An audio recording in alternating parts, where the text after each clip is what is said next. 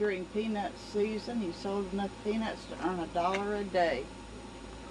Yeah. If he walked 6 miles round trip.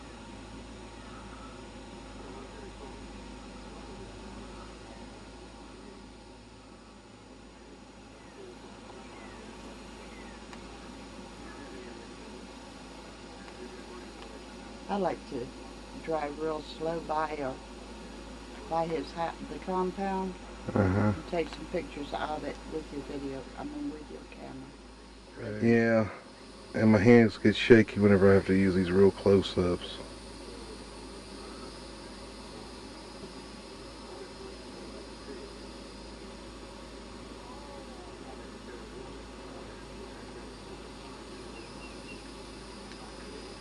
I wonder how many Secret Service detail he had.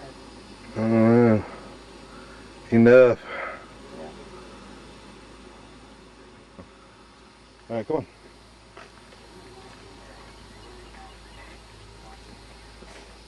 There's every once in a while I'll get a squarish look, and the old recording will come through.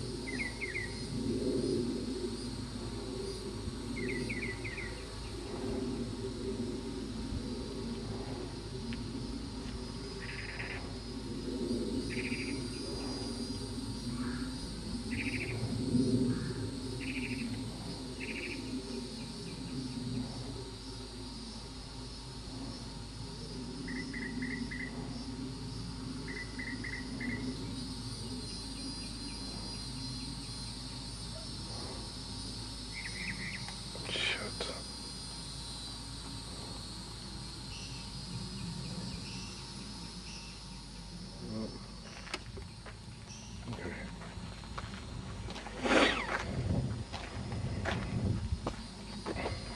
Look at the old outhouse. Yeah. I'll get it here in just a second.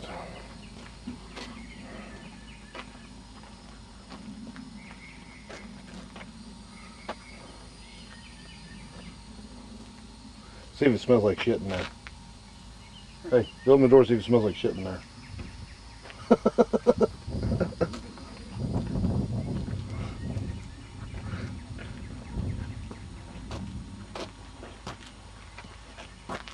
All right, press the button. Press that red button. Press the red button. Hello, I'm Jimmy Carter. Welcome to the house and the farm where I spent my youth. Here we had long working days during those Depression years. We would wake up each morning when the bell would ring about 4 o'clock sun time, which was long before sunrise. We didn't have any electricity, and we didn't have running water in our house. We got water from hand pumps for both the livestock and for our own use. It was quite a change for us when electricity came. My daddy believed in everyone on the farm doing their share.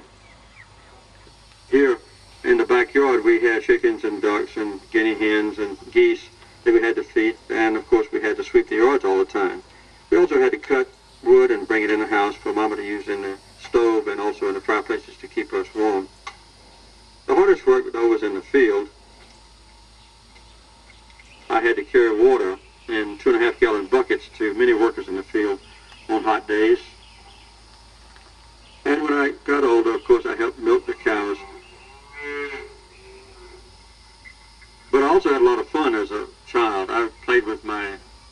Wrights who lived nearby, particularly whenever it rained and we couldn't work in the field or after the crops were plowed and before the harvest. We pushed steel barrel hoops for the wild pusher, and in the nearby streams we went fishing regularly. We built small dams, we went swimming in the creeks. So we had a lot of fun, both around the house and barn and also in the distant fields.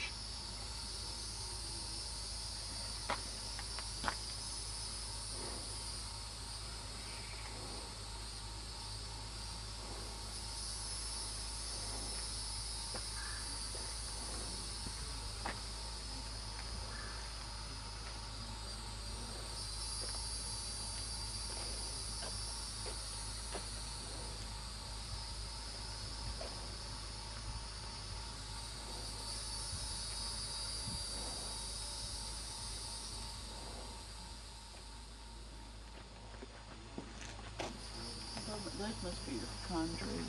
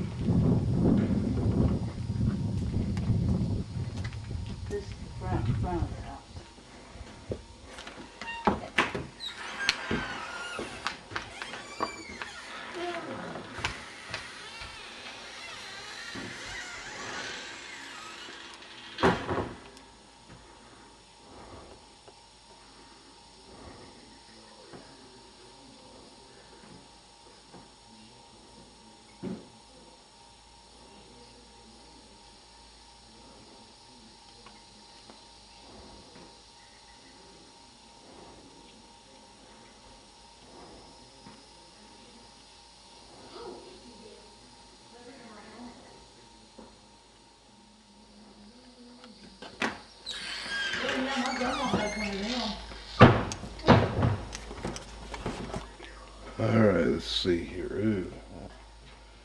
Alright. You want this on? If you want to turn it on, turn it on.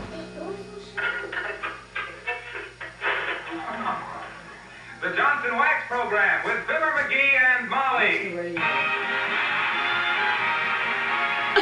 Before we had electricity in our home, one of our major treasures was a battery-operated radio that was placed in the living room, and we would all sit and watch the radio while we listened to the exciting programs of a very limited nature. Daddy was very stingy about running the battery down, so our time was limited. Most of our listening was in the evening, and of course sometimes on the weekends as well when we were not working. We really enjoyed programs like Little Orphan Annie and Amos and Andy and Fibber McGee and Molly.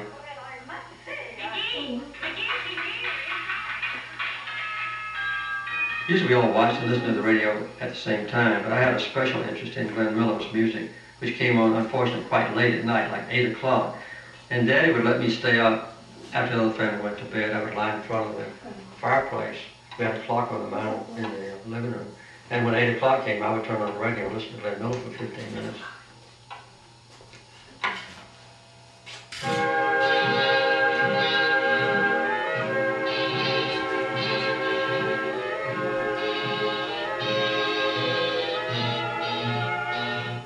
One of of my most vivid memories about the radio was when there was a heavyweight boxing match between Joe Louis, who was black, and Max Schmeling, a white German. Here is the biggest show on earth. Joe Louis, the world's heavyweight champion, versus Max Schmeling, Germany's contender. Weighing 198 and 3/4, wearing black trunks, the famous Detroit Well Bomber, world heavyweight champion, Joe Louis. This was a rematch, and it was filled with heavy racial overtones, I guess all over the world, particularly in the Deep South. As the time for the match approached, our black neighbors, about 30 or 40 of them, asked my father if they could listen to the radio. Daddy approved, of course. And in the living room on the windowsill, he put the radio so that you could hear it both in the house and outside under the mulberry tree. A large crowd assembled out there. In the first round, Joe Louis almost killed Max Schmeling. 5, 6, 7, 8, the men are in the ring. The fight is over on a technical knockout. Max Schmeling is beaten in 1 round. The first time in a world. Our neighbors, observing the southern proprieties, didn't make a sound. They very carefully walked out of the yard, across the railroad, went to a distant house. They celebrated until wee hours of the morning.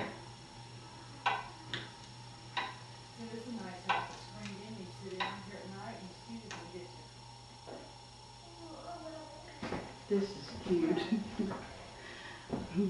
When his dad got out of his favorite chair, the children would quick check his chair for change that might have slipped out of his pockets. Oh, hold up. I'm trying to get on it. Shit, now, because of this light, let me turn the light back off.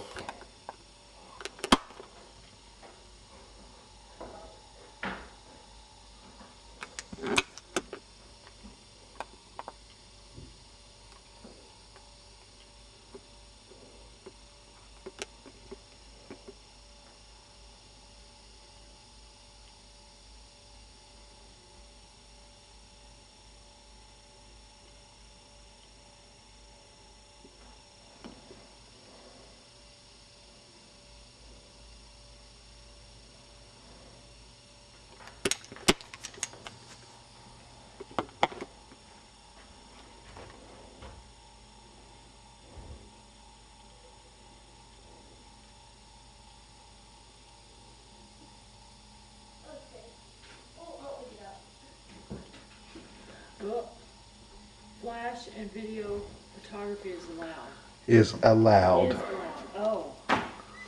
Yes.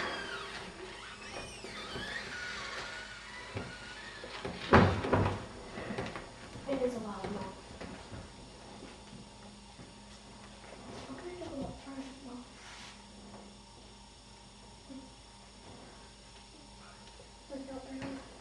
Oh, you can walk out there. I'll stand on the porch. The sun just hurts my shoulders. You can walk out there.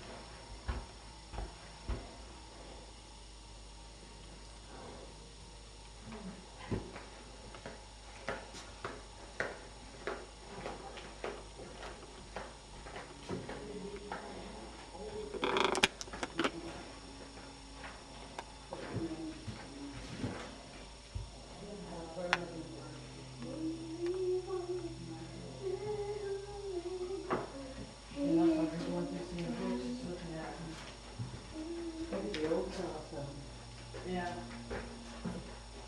I thought the razor was older than that. It was like a straight blade. That's what I told Megan. But it looks like it. They turn it on and it fills up the bucket and then turn it maybe. Oh, holes at the bottom. Okay. I misread it. I knew that.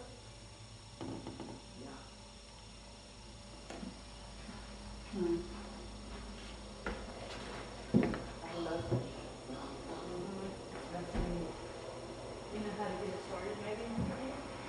And I guess, Yeah, we first we put this out and then we can get is that actually what it's called?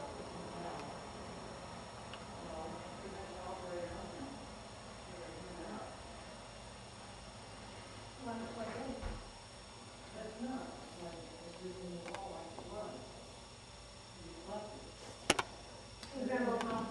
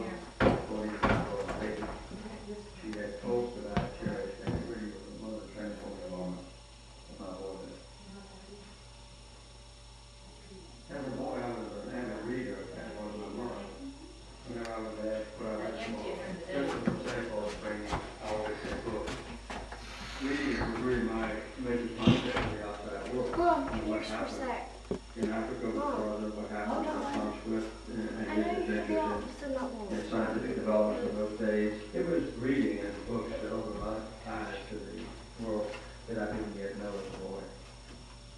That reading habit stuck with me throughout my life, and that's one of the reasons that I still like to read and write books of my own.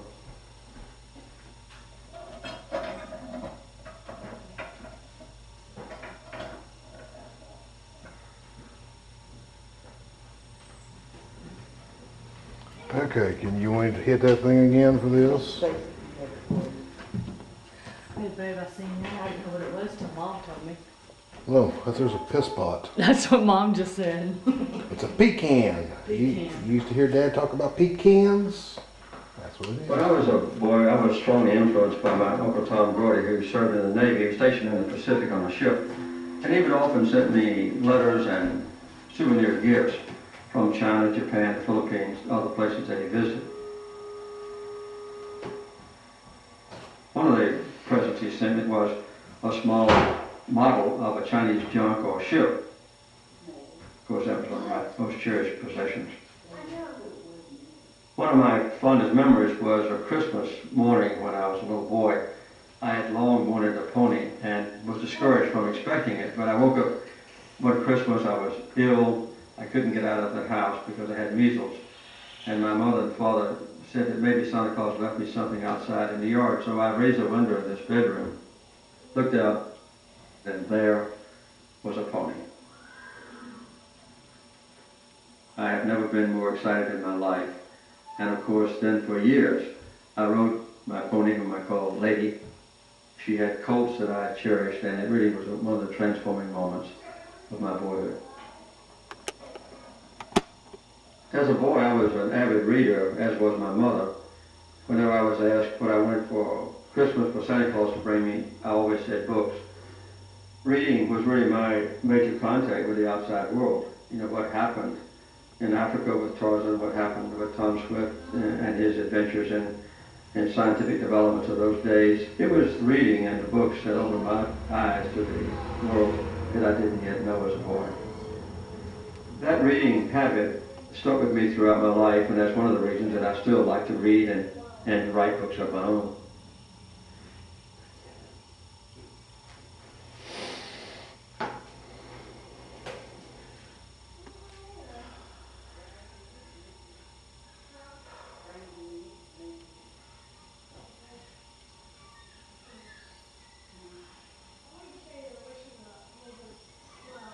Okay. Alright, let's start heading towards the other parts.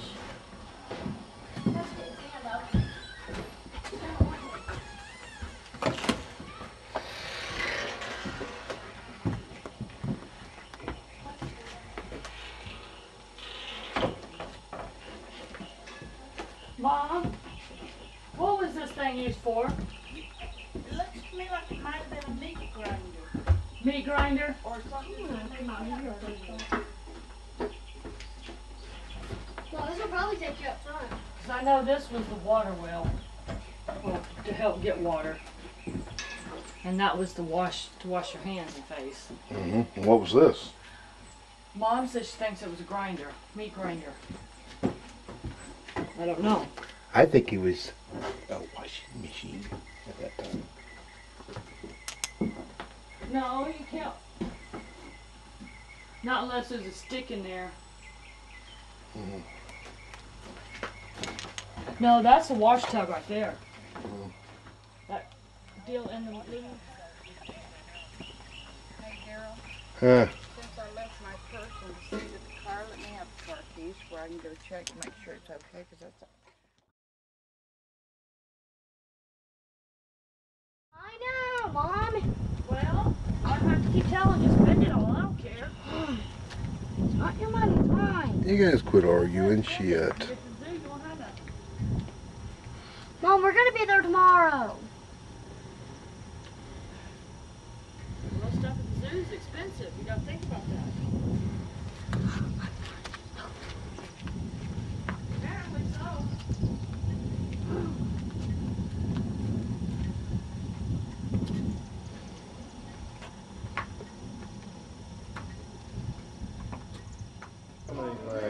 Yeah, just opposite will take a flash of this painting right here, the oil painting. Oh, okay. No, we're gonna be doing it all on video. Yeah, that'll be fine. Yes, that was fine.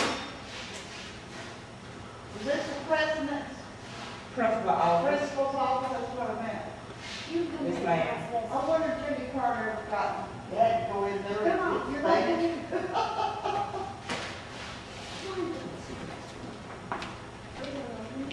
Oh, there's a Nobel Peace Prize in one. yeah, on my birthday. Wasn't that December 10th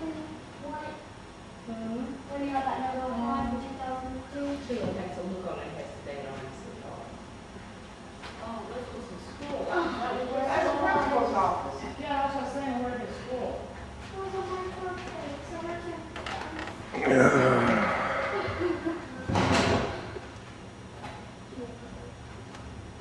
Well, We talked to a little girl who was a spark reader.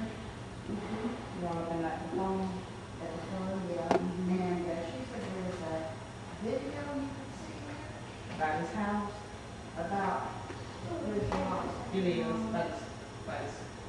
like, yes, it's in the auditorium. You have to go ahead and go in. I get it started. So stop showing it at 4:30. So you have to go in. Okay, well then I better just shut this here. if they're open, you can look at it. This reminds me of the old schools, Lou. So what did they do for us? Just refurbish? In his inaugural speech on January 20th, 1977, he quoted the ancient biblical prophet Micah. But to do justly and to love mercy and to walk.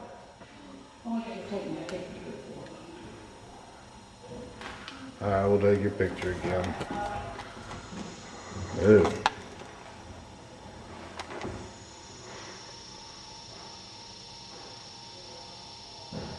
Well, you look tiny compared to them. Alright. Yeah. Now, this is all on Rosalind Carter. Of course, I really need to wear this battery out.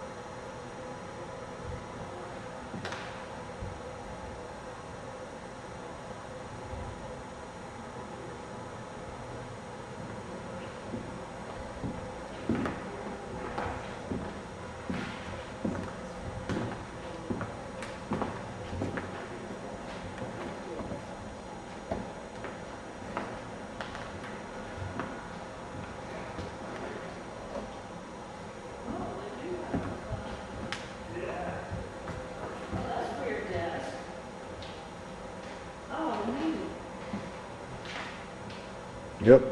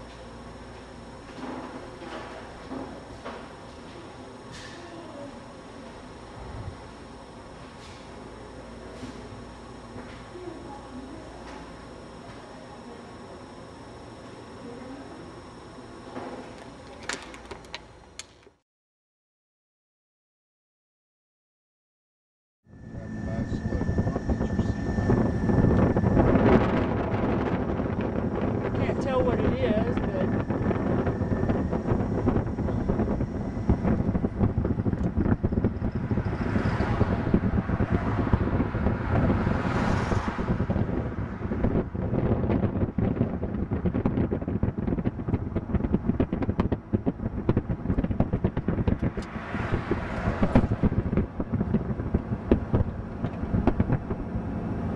okay. Okay, now we're gonna be coming up to it this side right now. Over this direction.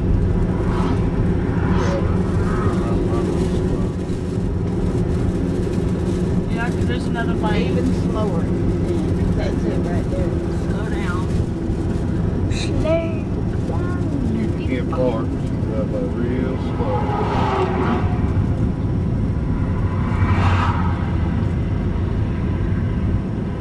And that's where the Secret Service. Secret Service are at.